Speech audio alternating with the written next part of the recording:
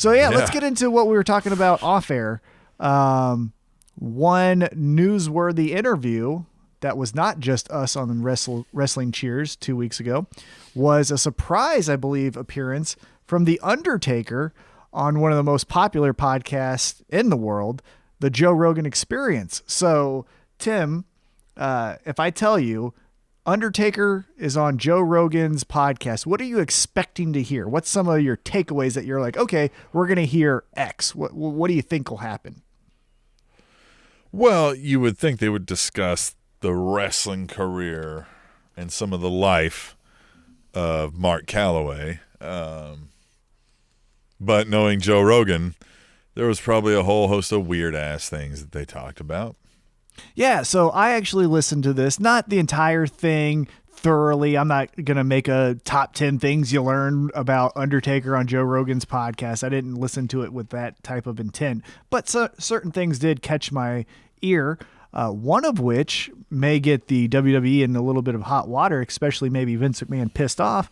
Undertaker admitted to essentially using steroids throughout his WWE career. And it seemed like it wasn't just in the 90s when, oh, hey, we got in trouble and we got to go to a grand jury. It seems like maybe I'm assuming a little bit too much, but it seemed like maybe throughout his entire career. Oh. So then, what is the things like the statute of limitations, and can the state or whoever was going after him bring up charges on new evidence? You know what I mean? Like that's, I don't know, but I tell you what, it was personally just going to say it out loud. It was a difficult listen. I think the career of the Undertaker, that Undertaker character is awesome. It's phenomenal. There's so many great memories that I have of that character and of his career. But this tell-all media blitz that he's doing makes me like Mark Calloway less and less and less. And another big takeaway outside of the, hey, I did steroids, didn't you know, was Undertaker, I don't know necessarily burying the locker room of today in pro wrestling, but essentially saying, my era, we had, quote, guns and knives, and this era has video games and game controllers. So when you heard that, if I told you the first time off air, or maybe you've heard it elsewhere, what'd you think of that comment? Back in my day, we were tough, and now today, these guys are all soft. I hate the comment. First of all, I've seen this comment my whole life from everybody, every walk of life. And I remember most famously, if you're into college basketball, Frank Martin, head coach of South Carolina, had a big ESPN, rant speech about how kids are soft these days and all this stuff. And how this generation is different and everything. My response always is like, what measurable fucking grounds are you basing that? You got any kind of data or anything to prove your fucking bullshit assertion that every generation has said about every generation, follows it? Mm-hmm. Do you not hear yourself? Like, when do you guys snap out of it? And the thing that really bothers me about a guy like The Undertaker is like, there's twofold to his comment where I'm, okay, so his generation says we were all guns and knives and these guys are video game controllers. Is that that's a terrible Undertaker. And I liked it. Like, okay, yeah, you're right. But to the generation, the like kids younger than us that are playing those video games, like all they're hearing you say is like, hey, we used to be bad people and you guys aren't. And they're like, yeah, thanks, Gramps, get the fuck out of here. Right. And that's kind of, I'm like, yeah, you know what? Yeah, they're kind of right now. Gramps, get out of here. And the second part about that is like, he's the same guy who in that interview will say, people from California moving to Texas, just leave your politics here. Hey, you can't say that you're the fucking moral side when you were just saying you're the guns and knives guy versus the video game controller. You don't get to have both of those and have me sit here and be like, you're a fucking great guy I should respect. I don't I like Mark Calloway less and less every time I hear him. The whole pulling back the curtain thing that he did made me just kind of wish he hadn't. And at some point, like, okay, fine, and that's like, fine, that's cool, that's you. But again, like, why?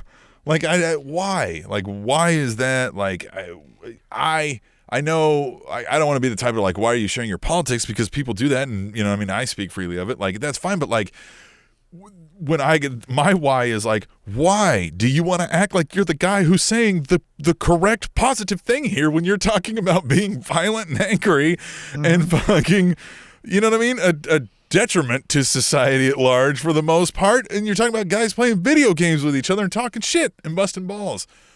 Sorry. I'm sorry if I'm the guy saying those guys are better than you. Yeah. So let's just move on. I don't know. Like your career, like you said, great, amazing. Great Undertaker, career. The stories told about Undertaker, fucking amazing.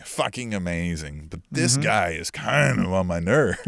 Yeah, I agree. Yeah. I don't like him. I mean, again, I've never met him, so maybe my impression would be different because, again, one thing that I have to always consider when he is doing all of these interviews is he didn't do interviews for 15 years, and now a microphone's right in front of him. He might get nervous saying a little odd things and stuff. So I'm trying to be a little bit forgiving of some of his maybe bonehead comments, right? I think the first microphone we get is in this time in history where everybody's got something to say about what he's saying. Yes. And what I mean by that is I don't necessarily know if he was given a take two, if he would mention steroids again, right? Like I'm going to say like, hey, you kind of fumbled, but again, first time kind of doing the interview circuit in a long ass time. So whatever, kind of don't say it again, right? But the personality stuff is something that I feel like he's been saying for a while during this media tour. So it wasn't like the first time he said something like this. And one thing I want to clarify is, you know, Tim and I have talked a lot about like this fucking current era of wrestlers are dorks, right? They play the video games. They talk about the Minecraft and all of that. But we're never saying I agree with them. They're dorks, but I'm not saying like but they're not bad people, right? Like that's the thing is like, it's okay. Now, if you're going to play a video game with me, I would rather it be a traditional sports game like a Madden or a basketball, like something we could actually go outside and do. When you start doing the Halo and then the other stuff, that's when I'm like, get the fuck out of here. Here's something, though. I think the Undertaker is trying to hit on something of the same thing that we're saying. He's saying these guys aren't cool guys, and we've said that. But he's hitting on this like aspect that like the only thing that could be cool that they should be doing is like guns and knives and drinking and partying. There's plenty of cool guys who play video games in fucking 2021. Exactly. There are super cool guys who have they make a shit ton of money on Twitch and YouTube for it. So like, you know what I mean? Like you're still not making any sense. You're making a connection where there isn't one. So yeah, you're trying to say that this generation of pro wrestlers are soft, not that they're like the only way you can be cool is by being an outlaw or some type of on the fringe criminal, and that's not true. What we've always said, and this is where I'm trying to clarify to the audience is like you said, there are plenty of cool people who play video games. Another one of my favorite fighters, Max Holloway, is signed to the Facebook gaming community. He is a Facebook gamer. He is cool as shit. I like Max Holloway. I've hung out with Max Holloway. Yeah, he's tough as shit too, but like I've hung out with him. I liked interacting with him. I like his interviews. Like he is a cool guy. He is not a pro wrestler, and the pro wrestlers who are playing in these video game communities are the fucking young bucks, and I don't like the young bucks. And that's what we're saying when we're like the video game culture. It's not an indictment that you play video games. We're saying you're a dork, and by the way, you play video games. It's different than saying you gotta be a fucking outlaw. If you haven't stabbed someone or been like New Jack in the ring, then we don't fucking care about you. That's stupid. The other thing that he said that I'd like to point out is he talked about how this style is soft. And he's like, you know, you do a 650 splash one week, and then what are you going to do the next week? It's all this soft ballet stuff, which to a certain extent, I understand that criticism. Some of Lucha Libre is a little bit much with the hold the hand, move here, 1, 2, 3, 4, There was a 5. move on AEW that we're going to talk about in the tag team match with Private Party and exactly. with a team, like where it took so long, it was so coordinated and so it was like, guys, none of this would be like we all know it's not real, but like, come on, like I can't even. So anyway, so I get what he's saying in some of that, right? Yeah. Well, but guess who had one of his signature moves be I'm going to hold your hand, get up on the top rope, walk down the top rope, and then hit your fucking shoulder.